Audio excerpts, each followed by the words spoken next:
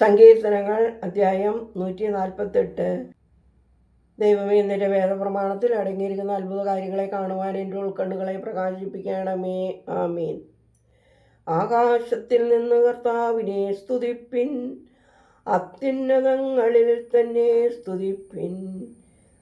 തൻ്റെ സകല മാലാഖമാരുമേ തന്നെ സ്തുതിപ്പിൻ, തൻ്റെ സകല സൈന്യങ്ങളുമേ തന്നെ സ്തുതിപ്പിൻ.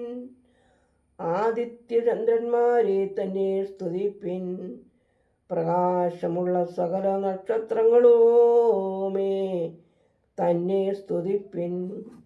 ആകാശങ്ങളുടെ ആകാശങ്ങളും ആകാശങ്ങൾക്ക് മീതെയുള്ള വെള്ളവുമേ തന്നെ സ്തുതിപ്പിൻ.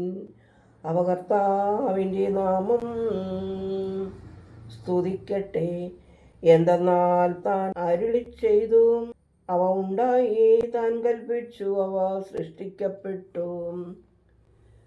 താൻ എന്നേക്കുമായി അവയെ സ്ഥിരപ്പെടുത്തി, താൻ ഒരു നിയമം നിശ്ചയിച്ചു, അതഴിയുന്നതുമല്ല.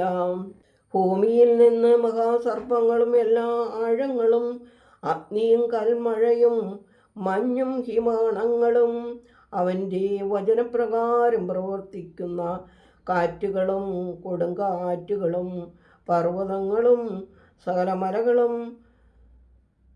ഫലവൃക്ഷങ്ങളും സകല കാരകിലുകളും, മൃഗങ്ങളും സകല കന്നുകാലികളും, ഇഴജന്തുക്കളും പക്ഷികളും പറവകളും, ഭൂമിയിലെ രാജാക്കന്മാരും സകല ന്യായാധിപതിമാരും, ശിശുക്കളും കന്യകമാരും വൃദ്ധന്മാരും യൗവനക്കാരുമായുള്ളോരേ, കർത്താവിനെ സ്തുതിപ്പിൻ.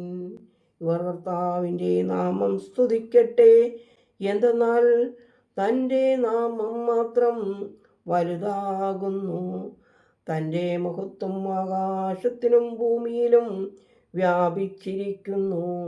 സ്വജനത്തിൻ്റെ കൊമ്പിനെയും തൻ്റെ സകല നീതിമാന്മാർക്കും സ്വജനമായ ഇസ്രായേൽക്കാർക്കും മഹത്വത്തെയും ഉയർത്തുന്നു.